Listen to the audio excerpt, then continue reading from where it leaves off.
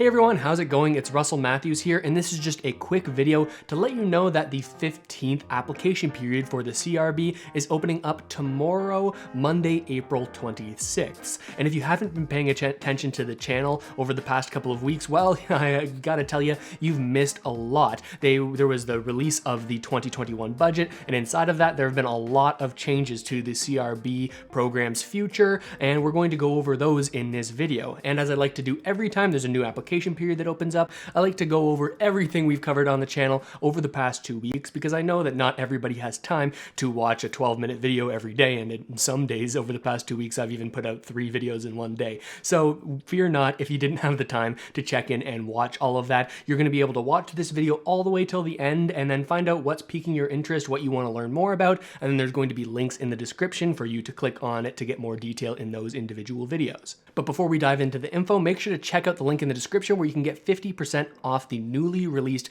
Canada Money Mastery program, where we talk all about the things that you should have been taught about money in high school, how to invest, how to save more, earn more, and put that all towards retiring earlier than you thought you could. So this is the last day for that coupon code. Today, Sunday, so check that out. Coupon code launch for 50% off. All right, let's dive into this information.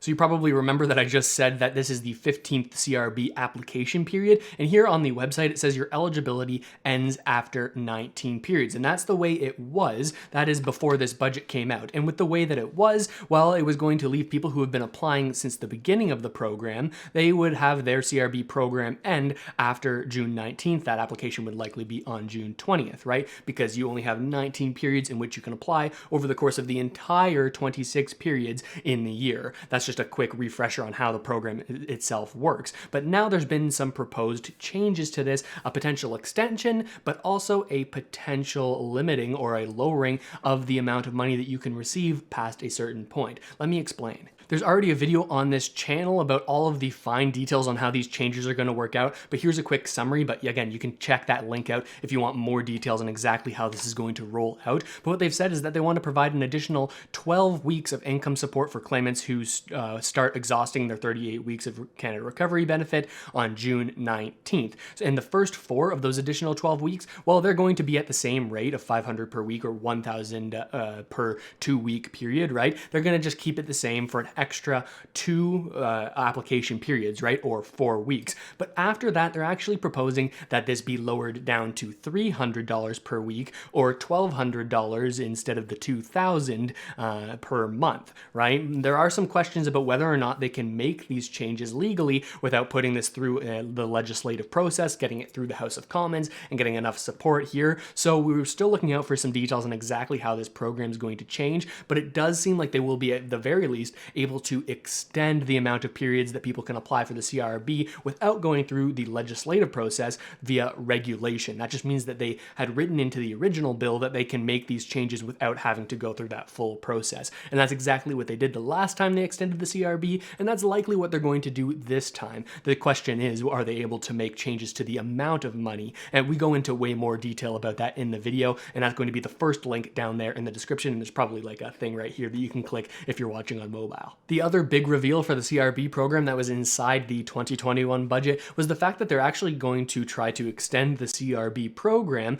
Potentially, they want to have the legislative authority to do so, but potentially extend this from September, where it was going to end now at the end of September, all the way to no later than November, the end of November, right? So they want to extend it by an additional 2 months, but they don't want to say we are for sure doing this yet. They just want to go through the process to have the flexibility to do so if they determine that there's still problems in the job market come that time of year. But the Liberals are hoping that via the vaccine rollout and the potential reopening of the economy, that maybe they won't actually need to make this change. But now let's get into the rest of the things that happened over the past 2 weeks, and there were a lot of them. I think I made over the past 2 weeks around 15 or 16 videos on the channel, so we're just going to go over the ones that I think are most important to you and will have the most impact on you. And I want to start with a video that talks a little bit about whether or not CRB will transition into some sort of universal basic income. Now, this video was released before the budget, so I wouldn't recommend watching it if you're only interested in UBI, but also in this video, there's information about how the Canada Child Benefit, the bump up of $1,200 over the course of the year that we've been talking about on the channel, well, that's made it further through its process, and it's more and more likely that this is going to be actually passed through the Senate now and become a reality, and people could be expecting to see some extra money in their accounts based on the retroactive payments from this top-up. But check out that video if you want to learn more about that. It also has information on some student loan interest that could be paused, as well as the fact that Canada has just increased, like the Canadian government has increased its credit limit by around $600 billion, and that's going to sort of roll into another video that we're going to talk about in a moment. Now, another important video for you to know about is a video about how the CRA actually sent out a warning to every single person who has received any sort of benefit since the beginning of the pandemic, be it the CERB, the CRB, EI, any of these programs. Well, the CRA is saying, well, hey guys, you better do your taxes, because that's the only way we can guarantee you're not going to have an interruption in the benefits that we are giving to you. You know that the CRA has had some troubles lately because they've been verifying a lot of people who don't have their taxes done from previous years, verifying that they've actually met the minimum $5,000 income threshold from the previous year. Now, it looks like they're going to start looking at 2020 taxes for this after the April 30th tax deadline, and we're only a few days away from that, so I'd really recommend getting this in on time if you at all possibly can. Now, there have been many calls from various accountants as well as other politicians pushing on the Liberal government to say, hey, we know it's still a tough time out there for COVID, we're going to push the deadline for tax filing out a little bit, but as of right now, every time the Minister of the Canada Revenue Agency, the Minister of National Revenue, Diane LeBouthier, every single time she's asked in the House of Commons, are you going to change that deadline? Well, she essentially reads some pre-canned response and says, in all effects, no. So I wanted to let you know that it's pretty important that you get these taxes done on time, because the CRA said there is a chance that you could have your benefits interrupted because of the verification process you may need to go through, and that can take potentially months, just based off of the anecdotal information in the comment section of people saying, hey, they're still verifying my documents, I haven't been able to get a benefit for 2 or 3 months now. So you definitely want to check that out if you haven't already done so. Then, of course, about a week ago, the 2021 budget was revealed by the Liberal government. Now, this is a big deal because it's the first budget that they've released in over 2 years as a government, and the reason that's so significant is because a budget, even though it sounds sort of lame and sounds sort of boring, this has all of the information inside of it of how the government's going to spend their money. This means what's their plan for benefits going forward in the future, who's going to receive some additional support, what groups aren't, who's going to be left out, what's their plan for the future, what new programs are being implemented. And in this video, this big budget breakdown video, we go over every single significant point that we saw on the 3-hour live stream that I did as this budget was revealed. So if you don't want to watch that 3-hour live stream to get your information, I recommend checking out this big budget breakdown video where we go over all of the most important points that are inside of this budget, so you can know what's going on and if you can expect any sort of financial help in the future, or if you may be falling through the cracks depending on your situation. And then we went a little bit more in depth with some of these points that are inside of the budget, explaining exactly what's happening and exactly how it's working. And that all started with some changes for seniors. Now, it seems like certain seniors are going to see a top up on their OAS of an extra, I believe, $100 per month, and also a $500 one-time payment to certain seniors. Now, there's a little bit of drama around this because what the Liberals are using as the threshold for being able to receive this support, well, you have to be 75 years old or older to receive it. Now, many people are frustrated that is sort of like segmenting the seniors class of people, right? Why are you splitting this up? How come seniors over 65 aren't also eligible? And some politicians in the House of Commons have been pushing for that age to be lowered, but we go into a lot more detail about it in that video. Then there's a similar video that we made that's specifically for students and people who have recently graduated. Now, inside of this budget, there are some certain supports that could help people out who are in this phase of their life. There's a potential for a longer amount of time that people are going to be able to sort of defer the interest that they have to pay on these loans, largely due to the pandemic. The Liberals are essentially saying, hey, for the next little while, we don't want to be making huge amounts of money on the interest of these students who are struggling.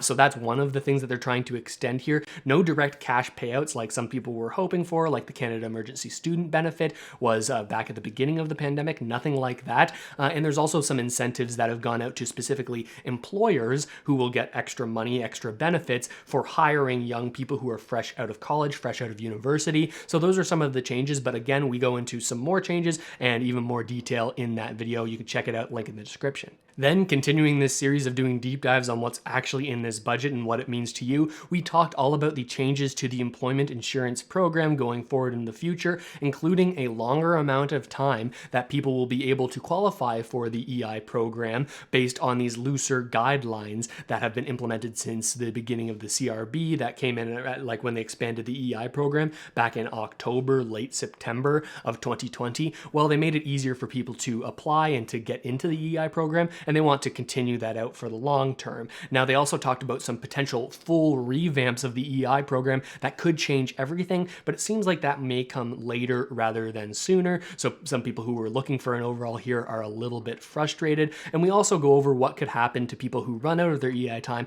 and which programs they should go to afterwards. So if that's something that would apply to you or somebody you know, feel free to send this video or that video to them so that you can be fully up to date with what's going on based on this budget. Then we talk about somewhat of an elephant in the room, and that's universal basic income. Now, you might remember that a couple weeks ago, the Liberal government, or rather the Liberal convention, their policy convention, they voted in overwhelming favor of a universal basic income. This led some people to believe that, hey, there might be mention of this in the upcoming budget, but much to supporters of UBI's disappointment, it seems that there wasn't really much of a mention of UBI specifically inside of this budget. But there were some hints on what could happen going forward, and there is still some hope even though this budget may have killed UBI in the short term. But if you want all those details, again, you can check out this video. And finally, we've been talking about new programs, new supports, new money spent by the Canadian government. So, of course, I had to make a video about how the government's going to pay for all of this, right? This is one of the biggest criticisms from many conservatives about this Liberal budget, is that there's a huge amount of spending. Around $523 billion is expected to be borrowed by the Canadian government next year. So, or rather in this year, in 2021. So this video goes into exactly where that money is coming from and what potential risks it could have for the forward and how for the future, and how the Liberals are actually planning on spending so much more money without dramatically increasing taxes over the long term. It's a little bit of an interesting plan. Some people are worried about it, but we go into all of those details in that video. I think it's pretty interesting. But that just about does it for all of the most important videos that I've posted over the 2 weeks that since the last one of these videos, these update videos. So I hope you find that at least a little bit helpful. Let me know in the description what you think of all this. Have there been some mistakes made, or do you think that we're going along the right path as a country here? And of course, if you haven't already done so, make sure to check out that link in the description for the Canada Money Mastery Program, where we teach everything that should have been taught back in high school. And again, this is the last day for that coupon code launch that's going to get you 50% off, the lowest price the course is ever going to be. So if you're interested in that, make sure to check it out. And if you haven't already done so, make sure to subscribe to the channel, hit the notification bell to keep on showing your support for Canadian content made right here on the YouTube platform, specifically for Canadians. And with all that said, thank you so much for watching, everybody. I really hope this video has helped you out at least a little bit, and I'll see you next time.